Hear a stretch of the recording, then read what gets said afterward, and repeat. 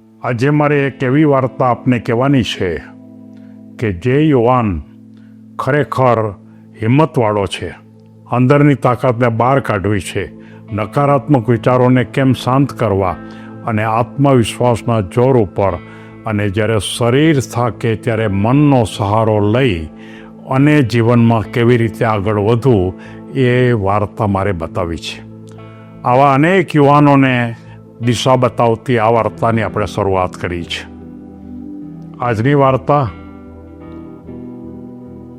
જે લોકો પોતાના અંદરની તાકાતનો મહત્તમ ઉપયોગ કરે અને શરીર જ્યારે થાકે ત્યારે મનનો ઉપયોગ કરે, ત્યારે જીવનના કોઈ પણ ક્ષેત્રમાં સફળ થાય છે.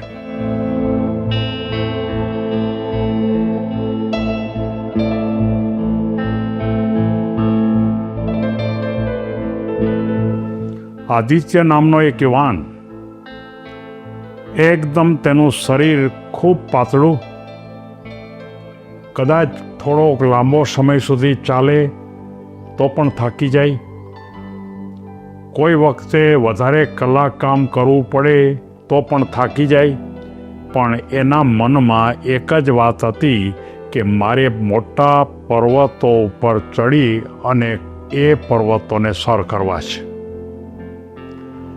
બધા પોતાના સગા સંબંધીને વાત કરે, બધા એમ કે ભાઈ આદિત્ય, તારું કામ નથી, તારું શરીર તો જો, તારા શરીરથી તું પર્વત ઉપર બહુ લાંબા સમય સુધી ચડી ન શક, અને એને માટે તો તારે મજબૂત શરીર બનાવવું પડે.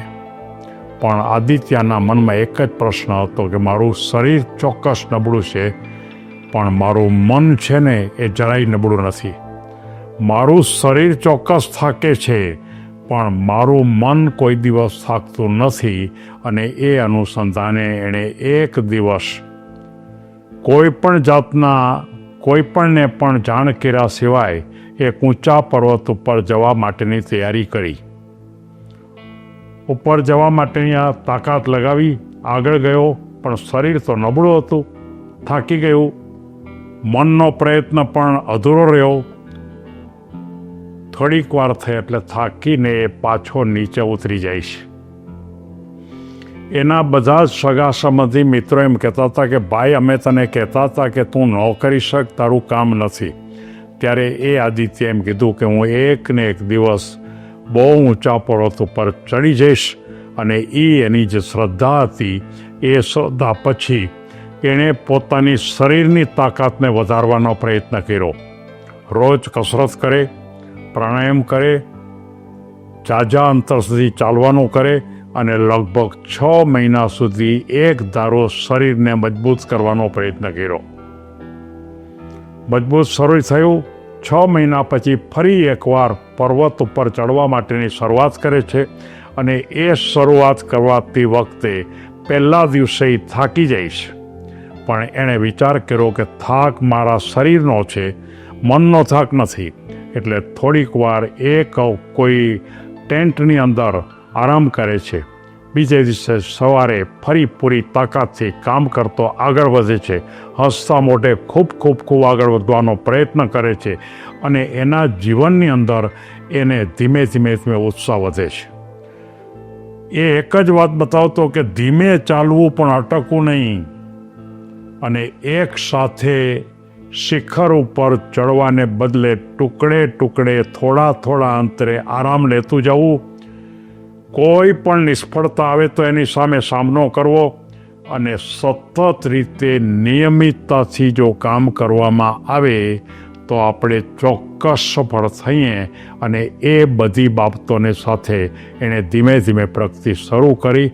આખરે એ ઊંચા પર્વત ઉપર પહોંચી ગયો.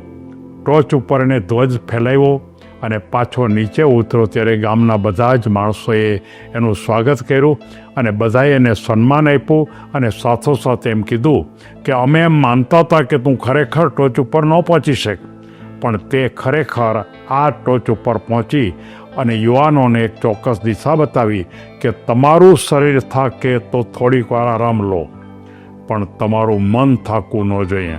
અને કોઈ પણ માણસ છે, એની અંદરની તાકાત એટલી મોટી હોય છે કે તમે કલ્પના પણ ન કરી શકો.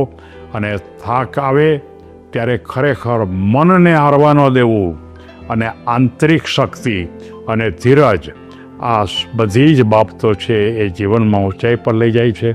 આવા આદિત્યના આ સ્વપ્નને જો કોઈ પણ યુવાન આ વાર્તાને પૂરેપૂરી જો જાણશે તો જીવનના કોઈ પણ ક્ષેત્રમાં આગળ વધી શકે. સૌને ધન્યવાદ.